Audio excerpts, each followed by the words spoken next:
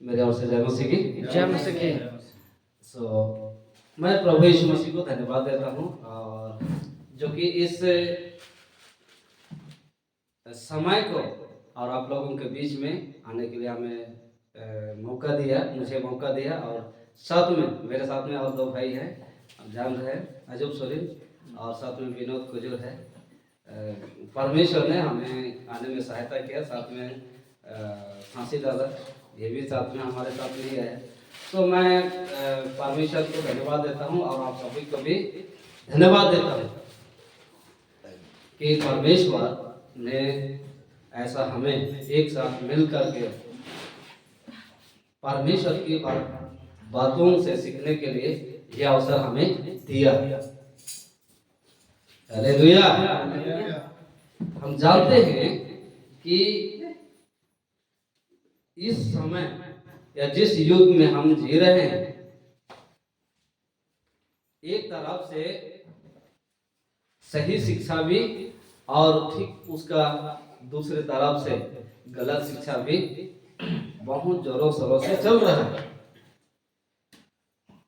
आप जानते हैं, उठक पठक, पवित्र आत्मा को स्वागत करना और रबा रबा सबा सबा, ये सब आज चल रहा है। तो ऐसे समय में हम लोग जीवन जी रहे हैं, तो हमें अपने हम सबों को ऐसे समय में कितना केयरफुली रहना चाहिए, मतलब कितना सावधान रहना चाहिए। हमारा बाइबल अध्ययन कितना होना चाहिए। हमको बाइबल का जानकारी, हम सभी को बाइबल का नॉलेज कितना होना चाहिए। और ये गलत शिक्षा को फैलाने वाले, जिसको यीशु मसीह कहते हैं, भेड़ों का खाल ओढ़े हुए, सॉरी हाँ, भेड़ों का खाल ओढ़े हुए भेड़िए, और इन्हीं लोगों से यीशु मसीह कहते हैं सावधान रहो। पौलुस भी कहते हैं सावधान रहो। इसका मतलब है हम लोगों को वचन इतना ज्यादा अध्ययन करना है, वचन इतना ज्यादा पढ़ना है कि वचन से हम अपने आप का जीवन को इतना ज्यादा मजबूती करें। हालेलुया।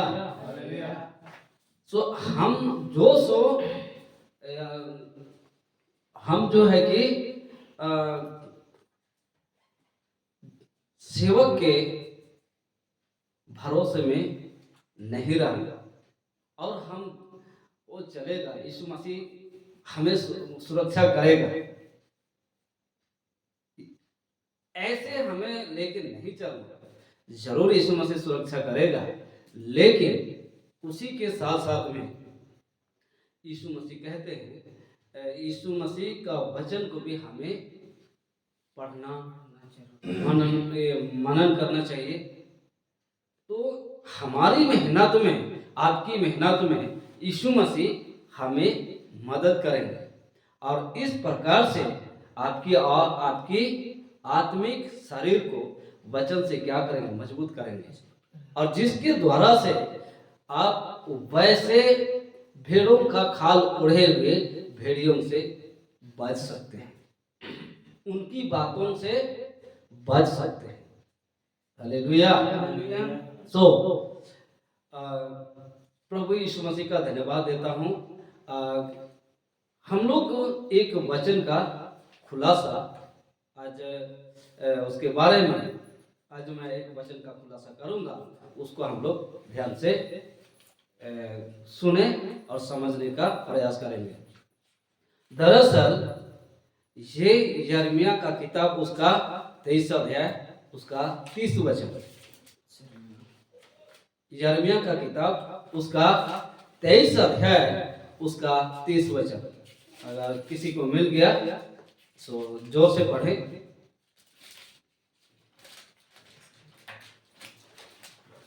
यस 23 का 30। यहोवा की यह वाणी है, देखो जो भविष्यवक्ता मेरे वचन दूसरों से चुरा चुरा कर बोलते हैं, मैं उनके विरुद्ध हूँ। आप जानते हैं ये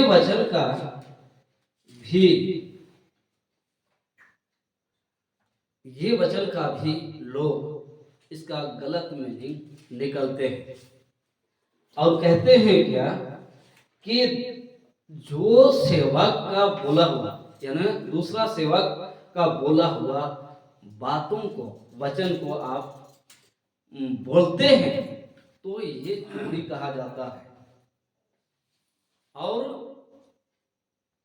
चोरी करने वाला को वचन चोरी करने वाला के विरोध में परमेश्वर है ऐसा भूलते हैं। शायद आपके इधर में नहीं पर लेकिन हमारे उधर में इस वचन का ऐसा लेते हैं। क्या ये सही है? नहीं, सही नहीं है, नहीं है।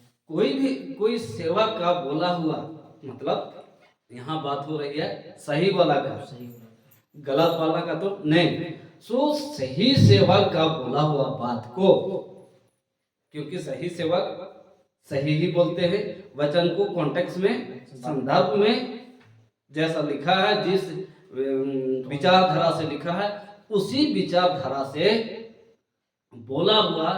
बोला है और उसी को हम वैसे ही सिखाते हैं जैसा सही सेवा सही रीति से सिखाया वैसा सिखाते हैं। तो इसको मानते हैं ये चोरी किया है दूसरा सेवक से, और चोरी करने वाला का विरोध में वचन को चोरी दूसरे सेवक से सुनकर दूसरों को सिखाते हैं ये चोरी है और इसके विरोध में परमेश्वर है, परमेश्वर इसके विरोध में है, ऐसा लोग सिखाते हैं। लेकिन दरअसल ऐसा नहीं है। अगर इसका सही कॉन्टेक्स्ट हम लोग देखेंगे तो अगर इसका जो है कि यिर्मयाह उसका 23 का आप पढ़िएगा तो 9 से आप उधर लास्ट तक उसका पूरी अध्याय को आप पढ़िएगा तो वहां पढ़ने से पता चलता है कि 2 प्रकार के भविष्यवक्ता उस वक्त में थे। 2 प्रकार के भविष्यवक्ता जो कि वो लोग एक होते थे सही और दूसरा गलत, जो कि वचन को रख करके उसका आउट ऑफ कॉन्टेक्ट मतलब वचन से बाहर सिखाते थे, जिसके कारण से उन दिनों में इजरायलियों के टाइम की बात हो रही है, उन दिनों में जो वचन के बाहर सिखाते थे उनको कहा जा रहा है, क्योंकि जो सही सिखा रहे थे उन्हीं लोगों का जो परमेश्वर के जैसा परमेश्वर ने कहा उसी आधार पर से उन्होंने बोला, लेकिन वही वचनों को ये झूठा भविष्यवक्ता ये लोग वही वचन का सहारा लेकर के आउट ऑफ कॉन्टेक्ट वचन से बाहर सिखाते थे। तब जाके यहाँ का वचन ऐसा, तब जाके परमेश्वर ऐसा कहता है, औरों से जो भविष्यवक्ता मेरे वचन औरों से दूसरों से चुरा कर सिखा बोलते हैं उनके विरोध में मैं विरोध में क्यों? क्योंकि वचन को रख कर वचन से बाहर सिखा रहे हैं। इसी के वजह से परमेश्वर उन भविष्यवक्ताओं के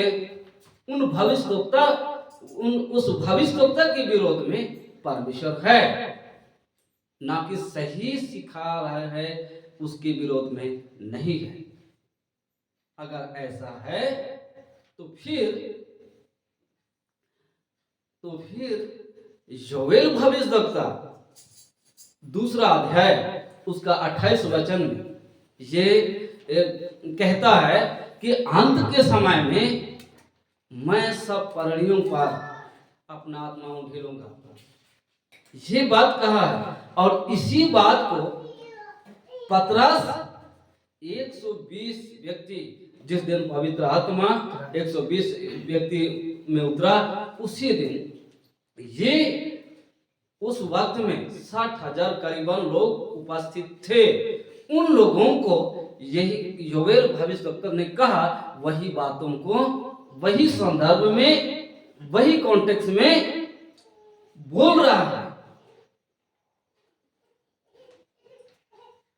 तो उन सारे सेवकों के हिसाब से तो फिर यहाँ पे यीशु मसीह या परमेश्वर पतरस के विरोध में हो जाना चाहिए था, पर लेकिन ऐसा तो नहीं है। लेकिन अब जानते हैं पतरस के माध्यम से और वहां के जो 120 के लोग 120 व्यक्ति के माध्यम से उस दिन लगभग में 3,000 के लोग उधार पा लिया। वे लोग जो बोले उनकी परमेश्वर की बातें जो उन लोगों को बोला तो सुनने वाले जो 3,000 लोग, बाकी लोग भी सुने थे लेकिन 3,000 लोगों का हृदय छिद गया। तब जाके पूछता है कि हे हम लोग क्या करें? शेष प्रेरितों से 3,000 व्यक्ति पूछ रहे हैं हम क्या करें।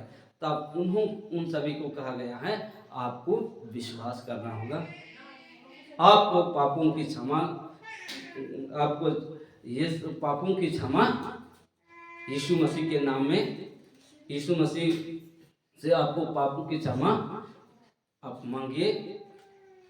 इस प्रकार से उन 120 व्यक्ति जब पेंतिकोस्त के दिन ये उन लोगों को कहा तो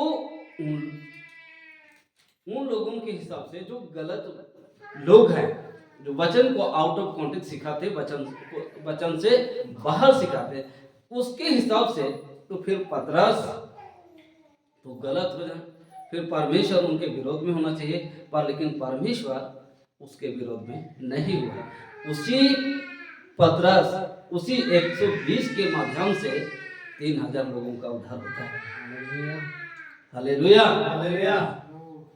सो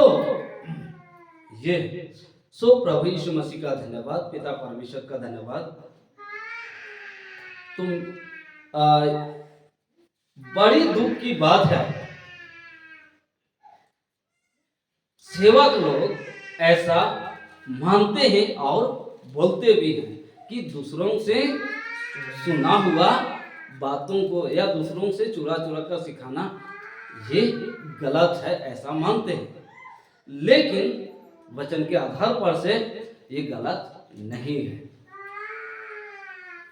हालेलुया। आइए हम सबसे पहला हम लोग देखेंगे प्रेरित का किताब उसका दूसरा अध्याय उसका 17 से 21 तक है। इसको हम लोग पढ़ेंगे क्योंकि ये बात पहले योवेल ने कहा और इसी को 120 व्यक्ति पतरस इसमें शामिल है, वे भी कह रहे हैं। पढ़ते हैं प्रेरित 2 का 17। परमेश्वर कहता है कि अंत के दिनों में ऐसा होगा कि मैं अपना आत्मा सब मनुष्यों पर उंडेलूंगा और तुम्हारे बेटे और तुम्हारी बेटियां भविष्यवाणी करेगी और तुम्हारे जवान दर्शन देखेंगे और तुम्हारे पुराने स्वप्न देखेंगे।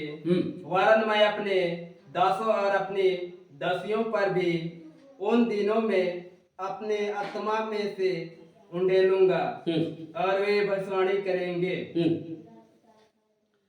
और यही बात को योवेल ने कहा है, उसको हम लोग देखेंगे। योवेल का किताब उसका 2 अध्याय 28 से लेके 31 तक।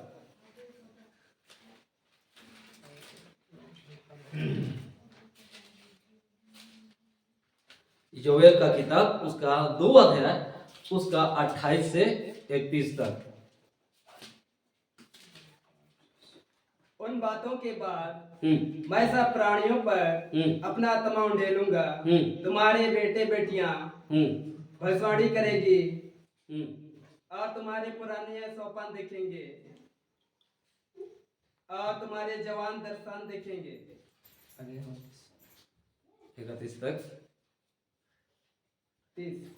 31 हुआ। तुम्हारे दास और दासियों पर भी मैं उन दिनों में अपना आत्मा उंडेलूंगा। मैं आकाश में और पृथ्वी पर चमक कर अर्थात लहू और आग और धुएं के खंभे दिखाऊंगा। यहोवा के उस बड़े और भयानक दिन के आने से पहले सूर्य अंधियारा होगा और चंद्रमा रक्त सा हो जाएगा। आप समझ रहे हैं कि दूसरे लोग कहते हैं जो वचन को ठीक से नहीं समझते हैं, ऐसे लोग कहते हैं कि दूसरों का बोला हुआ वचन को बोलना गलत है, चोरी है और इसके विरोध में परमेश्वर है बोलते हैं। तो यहाँ तो पता चल रहा है कि योवेल यही बात को बोला है और उसी बात को पतरस और बाकी लोग भी बोला है, रिपीट किया है।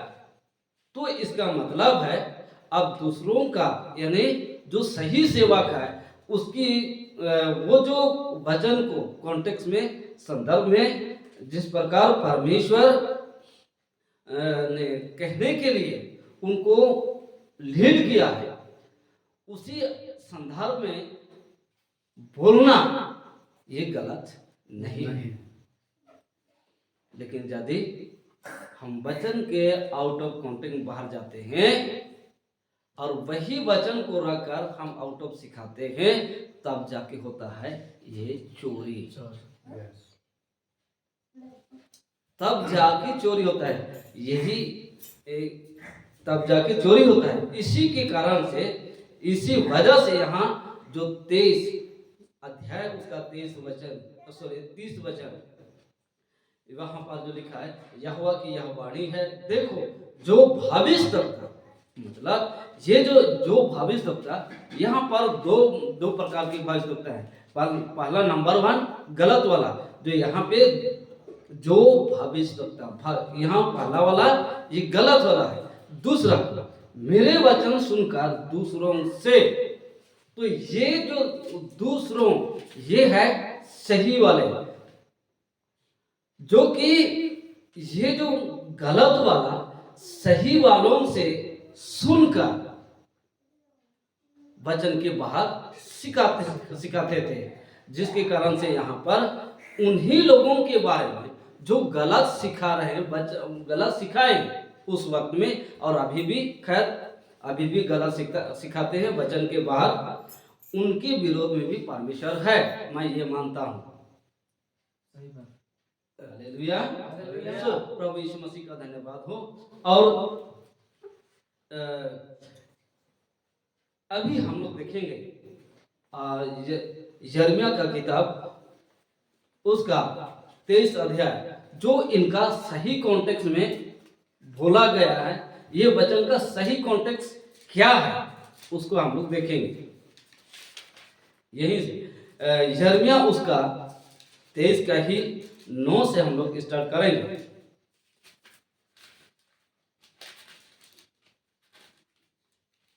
9 से 16 तक। भविष्यवक्ताओं के विषय में मेरा हृदय भीतर ही भीतर फटा जाता है, मेरी सब हड्डियां थरथराती है। यहोवा ने जो पवित्र वचन कहे हैं उन्हें सुनकर मैं ऐसे मनुष्य के समान हो गया हूँ जो दाखमधु के नशे में चूर हो गया हो, क्योंकि यह देश व्यभिचारियों से भरा है।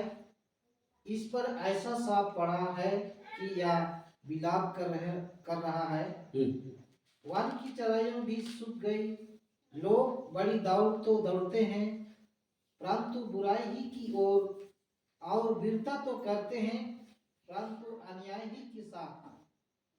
क्योंकि भविष्यवक्ता और याजक दोनों भक्तिहीन हो गए हैं। अपने भवन में भी मैंने उनकी बुराई पाई है। यहोवा की यह वाणी है, इस कारण उनका मार्ग अंधेर और फिसला होगा, जिसमें वे ढकेल कर गिरा दिए जाएंगे। क्योंकि यहोवा की यह वाणी है कि मैं उनके दंड के वर्ष में उन पर विपत्ति डालूंगा। सामरोन के भविष्यवक्ताओं में मैंने यह मूर्खता देखी थी कि वे वाल के नाम से भविष्यवाणी करते और मेरी प्रजा इस्राएल को भटका देते थे। परंतु यरूशलेम के नबियों में मैंने ऐसा काम देखे हैं जिनसे रोंगटे खड़े हो जाते हैं, अर्थात व्यभिचार और पाखंड। वे कुकर्मियों को ऐसा हिया बनते हैं कि वे अपनी अपनी बुराई से पश्चाताप भी नहीं करते। सब निवासी मेरे दृष्टि में सदोमियों और अमोरियों के समान हो गए हैं। इस कारण सेनाओं का यहोवा यरूशलेम के भविष्यवक्ताओं के विषय में यूं कहता है, देख, मैं उनको कड़वी वस्तुएं खिलाऊंगा और विष पिलाऊंगा, क्योंकि उनके कारण सारे देश में भक्तिहीनता फैल गई है। सेनाओं के यहोवा ने तुमसे यूं कहा है, इन भविष्यवक्ताओं की बातों की ओर जो तुमसे भविष्यवाणी करते हैं कान मत लगाओ, क्योंकि ये तुमको व्यर्थ बातें सिखाते हैं। ये दर्शन का दावा करके यहोवा के मुख की नहीं, अपने ही मन की बातें कहते हैं। जो लोग मेरा तिरस्कार करते हैं उनमें ये भविष्यवक्ता सदा कहते रहते हैं कि यहोवा कहता है, तुम्हारा कल्याण होगा। और जितने लोग अपने हाथ ही पर चलते हैं उनसे यूं कहते हैं, तुम पर कोई विपत्ति नहीं पड़ेगी। बस आप समझ रहे हैं। अब आपको पता चल गया पढ़ते वक्त में कि यहाँ पर जो 23 का 30 परमेश्वर चोरी करने वाला मतलब वचन को जो दूसरों से बोलते हैं उसको चोरी क्यों कहा और उनके विरोध में क्यों है, इसके बारे में आपको यहीं से पता चल गया। आप इसको पूरी अध्याय पढ़ेंगे तो आपको पूरी जानकारी मिल जाएगी। सो प्रभु यीशु मसीह का धन्यवाद। यहाँ पे लिखा है 23 का 9 में कहता है, भविष्यवक्ताओं के विषय में मेरा हृदय भीतर ही भीतर फटता जाता है, मेरी सब हड्डियां थरथराती है। यहोवा ने जो पवित्र वचन कहे हैं उन्हें सुनकर मैं ऐसे मनुष्य के समान हो गया हूं जो दगमधु के नशे के चूर में हो गए हो। हम जानते हैं ये कौन है। ये जो बोल रहा है वही यिर्मयाह नबी है और इनको भविष्यवक्ताओं के बारे में या उस वक्त में जो इजराइल में चल रहा था इस भविष्यवक्ताओं के कारण से जो वचन को उठाकर आउट ऑफ कॉन्टेक्स्ट सिखाते थे और ऐसे करके इजरायलियों को पाप करने के लिए हिम्मत होती थी। आप इसी का 14 में आप पढ़िएगा तो आपको पता चलेगा। तो तब जाके परमेश्वर उनको उन झूठे भविष्यवक्ताओं के बारे में ये बातें बोला। तब इसका जो यिर्मयाह नबी का हृदय ये क्या हो रहा है, भीतर ही भीतर उनको एहसास हो रहा है। फिर उसके बाद उनको यिर्मयाह नबी थरथरा रहा है। फिर उसके बाद बताती है ऐसा हो गया कि दगमधु जो पी करके नाशा होते हैं उस टाइप का ये यिर्मयाह नबी ये हो गया। वो क्यों? क्योंकि परमेश्वर की तरफ से वचन पहुंचे थे यिर्मयाह नबी के पास। ये वचन सुन करके ऐसा हुआ, ना कि ये नशीला चीज नहीं खाया था या नहीं पिया था। परमेश्वर का वचन उन दिनों में उन इजरायलियों के लिए झूठे भविष्यवक्ताओं के विरोध में जो पहुंचा था, उसको सुन करके आगे 10 में बताते हैं, क्योंकि यह देश व्यभिचारियों से भरा है, इस पर ऐसा सब पड़ा है कि यह विलाप कर रहा है। वन की चराइयां भी सूख गई, लोग बड़ी दौड़ तो दौड़ते हैं, परंतु बुराई ही की ओर और वीरता से दौड़ते हैं, परंतु अन्याय ही के साथ। तो ऐसा क्यों? सारा ये जो इजराइली बुराई ही क्यों दौड़ने के कारण एक ही है, वो सारे झूठे भविष्यवक्ताओं की मां। अगर झूठे भविष्यवक्ता सही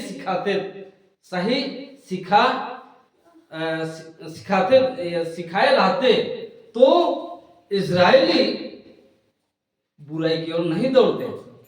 जैसा यिर्मयाह सही सिखाया, उसी प्रकार से बाकी भविष्यवक्ता भी सही सिखाए रहते ठीक से संदर्भ में, तो इजरायली, मैं समझता हूं इजरायली बुराई की ओर नहीं दौड़ते। तो इजरायली पाप कर रहा है, इसके वजह है उन दिनों की भविष्यवाणी। सो परमेश्वर का धन्यवाद। आगे हम लोग देखते हैं, क्योंकि भविष्यवक्ता 11 में, क्योंकि भविष्यवक्ता और याजक दोनों भक्तिहीन हो गए। अब देख रहे हैं, फिर आगे कहता है, अपने और याजक दोनों भक्तिहीन हो गए। अपने भवन में भी मैंने उनकी बुराई पाई है, यहोवा की यह वाणी है।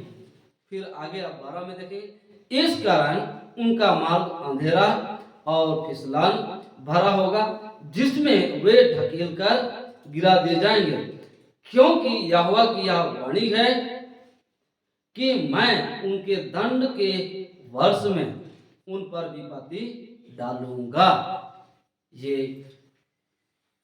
कही जा रही है झूठे भविष्यवक्ताओं के विरोध में, और जो गलत बातों को सुनकर वे पाप कर रहे हैं उनके बारे में। सो कॉन्टेक्स्ट यही है, इसी की वजह से वहां पर कहा गया, मतलब 23 का 30 में इसी के वजह से वहां पर कहा गया है।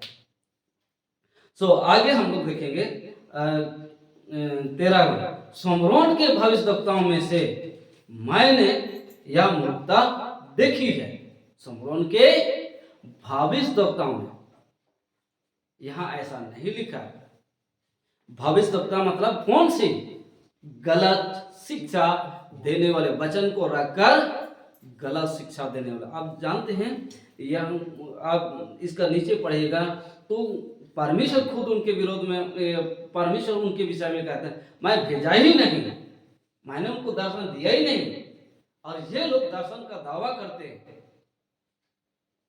मुझे ये दर्शन दिया, मुझे ये दर्शन दिया, मुझे परमेश्वर ने भेजा है। ये बातें, ऐसी बातें कह करके इजरायलियों को और सही शिक्षा से भटका देते थे और दिए भी, जिसके कारण से यहाँ 23 का वचन में ऐसा इस कॉन्टेक्स्ट में, इस संदर्भ में बोला है, ना कि सही सिखा रहे हैं और सही सिखा रहे हैं और जो सही सुना है उसी को सही उसी आधार से बोल रहे हैं। इसके कॉन्टेक्स्ट में परमेश्वर यहाँ पे नहीं बोला है। Hallelujah, hallelujah. तो अब हम 14 को और देखेंगे।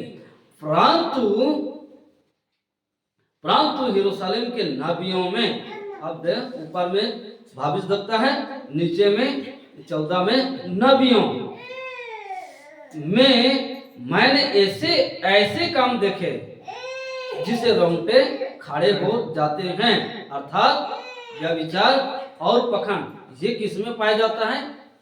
भविष्यवक्ताओं में। अब जानते हैं आगे क्या लिखा है।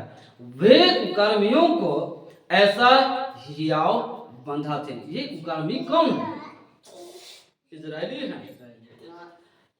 इनको ये भविष्यवक्ता लोग चेतावनी देना चाहिए, ये गलत है, ऐसा नहीं करना है। लेकिन आपको मालूम है ये भविष्यवक्ता लोग उनको चेतावनी नहीं देते थे, लेकिन ऐसा सिखाते थे कि उनको पाप करना हिम्मत होता था, व्यभिचार करना हिम्मत होता था, और वगैरह वगैरह की पाप उनको करने के लिए हिम्मत होता था। मूर्ति पूजा हिम्मत होता था। ये कॉन्टेक्स्ट में बोला है। और इस कॉन्टेक्स्ट में बाकी लोग सिखाते हैं, मैं इसमें सहमत हूं। मतलब कि आप गलत काम कर रहे हैं, उसके विरोध में परमेश्वर है। गलत शिक्षा आपने दिया है वचन को उठा करके, तो इसके विरोध में परमेश्वर है। मैं इसमें सहमत हूं, क्योंकि वाकई में उसके विरोध में है। हालेलुया। तो आज जो ये वचन को आउट ऑफ कॉन्टेक्स्ट सिखाते हैं, वे सरासर गलत सिखाते हैं। अब जानते हैं ऐसे ही प्रेरित का 2 अध्याय उसका 4 वचन, अब जानते हैं वहां पर अन्य भाषा का वर्णन किया गया, लेकिन वही वचन का सहारा लेते हैं कौन सी भाषा में? आप लोगों को मालूम है, रबा रबा, सबा सबा, लबा लबा, ये है अन्य भाषा। और इसी भाषा को कहते हैं कि अन्य भाषा बोलने से मना नहीं करो। तो आप जानते हैं ये वचन का आउट ऑफ कॉन्टेक्स्ट है, वचन का बाहर है। तो ऐसा ही उन दिनों में हुआ। और मालूम है आज भी वचन को इसी प्रकार से आउट ऑफ कॉन्टेक्स्ट में वचन के बाहर सिखा रहे हैं, जिसके चलते आज बहुत सारे लोग जो प्रभु में तो आए हैं, लेकिन गलत शिक्षा उसके अंदर में है। क्योंकि सेवा गलत तो झुंड भी गलत, क्योंकि बीज गलत वाला बोया हुआ है। तो फिर बीज गलत वाला बोया हुआ है, तो गलत का ही अंकुरित होता है। कलीसिया में गलत जड़ ही पकड़ेगा, कलीसिया गलत दिशा से ही बढ़ेगा। ऐसे बहुत सारे वचन हैं जो आज के तारीख में आउट ऑफ कॉन्टेक्स्ट में सिखाते हैं। अब मालूम है ये भी कहते हैं कि जब तक अन्य भाषा नहीं बोलोगे तब तक पवित्र आत्मा आपको नहीं मिला है, मतलब नहीं मिलेगा। अन्य भाषा आप बोल रहे हैं, इसका मतलब आपको पवित्र आत्मा मिला है। ये भी सब वचन का भाग। तो ऐसा ही ये यिर्मयाह 23 का 30 वचन का यिर्मयाह 23 का 30 ये वचन को भी आउट ऑफ कॉन्टेक्स्ट वचन के बारे में जिस संदर्भ में बोला है वो संदर्भ में ना करके दूसरा संदर्भ में ये लेते हैं। प्रभु यीशु मसीह का धन्यवाद हो, पिता परमेश्वर का धन्यवाद हो। मैं ये कहना चाहता हूं कि ये ऐसे सेवक ऐसे झुंड अभी हमारे मतलब इस युग में है और हम ऐसे समय में हम जीवन जी रहे हैं, तो हमें कितना मजबूती रहना चाहिए। हालेलुया। मैं दोबारा इसको रिपीट करना चाहूंगा। शायद ये वचन का इधर आप लोगों को आउट ऑफ कॉन्टेक्ट में सुनने को नहीं मिला है, लेकिन हमारे उधर में मिला है। अगर कभी भी ऐसे सेवक इस वचन को ऐसे सिखाते हैं, ऐसे सिखाने वाले सेवक इधर आकर के आपसे बोलने लगे कि दूसरों से सिखाया हुआ, दूसरों का बोला हुआ वचन को बोलना ये चोरी है और इसके विरोध में परमेश्वर है, ऐसे आपको सिखाते हैं, बोलते हैं, तो उसको सीधा सीधी टाटा बाय बाय नमस्कार कर दें। परमेश्वर का धन्यवाद, प्रभु यीशु मसीह का धन्यवाद हो। अब आते हैं, हम बीच का वचन छोड़ दिए हैं, आप लोग इसको व्यक्तिगत में आप लोग पढ़िए, अध्ययन करिए। अब हम देखेंगे 16 को 23 का 16 पर यहाँ पर क्या लिखा हुआ है, आइए देखेंगे। यहाँ पर भी सेनाओं के यहोवा ने तुमसे यूं कहता है, इन भविष्यवक्ताओं की बातों के और जो तुमसे भविष्यवाणी करते हैं कान मत लगाओ। हालेलुया।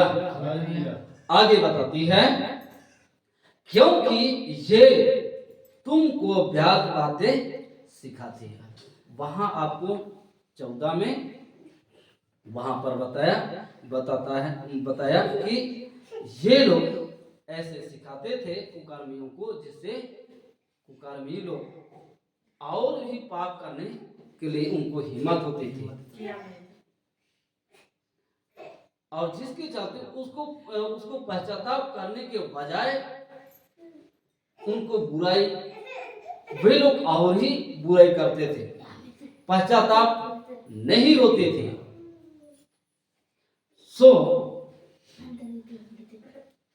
यहां पर 16 में ये बात बताएं, सेनाओं के यहोवा ने तुमसे यूं कहता है, इन भविष्यवक्ताओं की बातों की ओर जो तुमसे भविष्यवाणी करते हैं कान मत लगाओ। अर्थात ये इजरायलियों को कहा जा रहा है कि इस ऐसे भविष्यवक्ताओं की ओर तुमको कान नहीं लगाना है।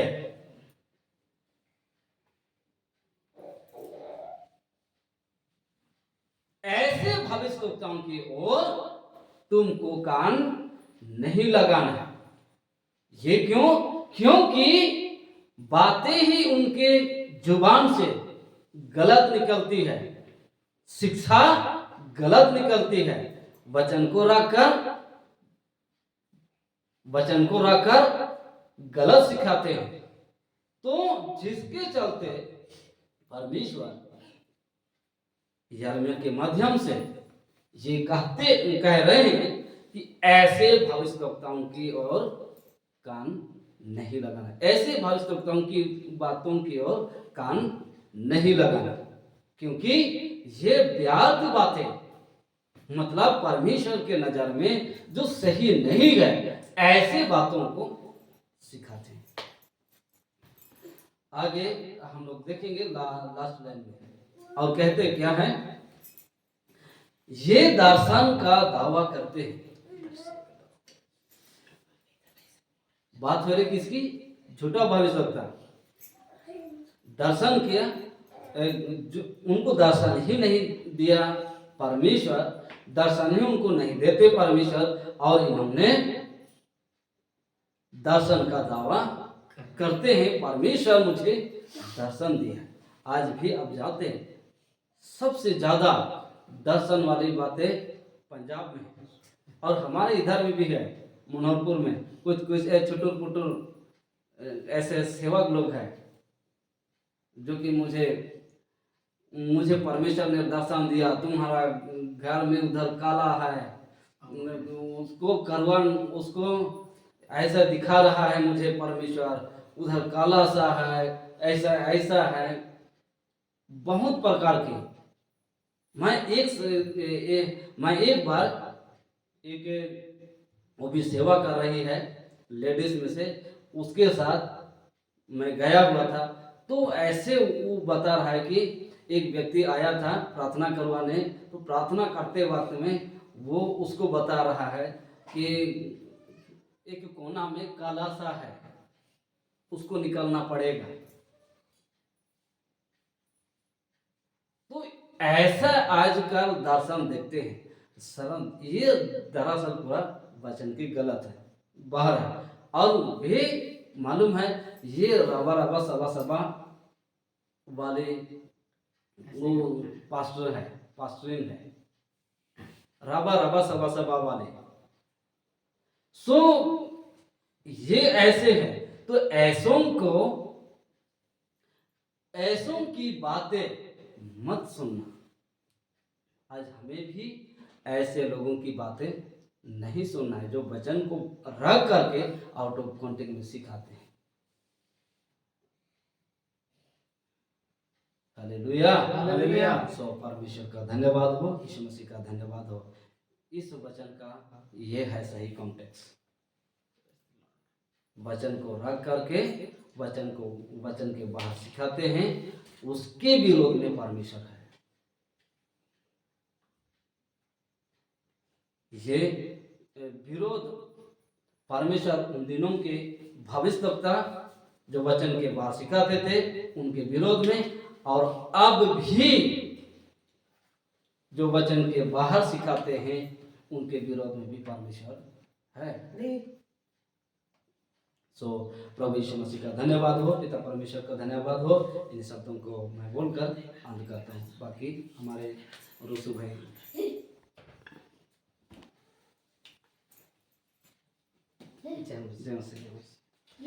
एक अच्छी ताली हम लोग बजाएंगे।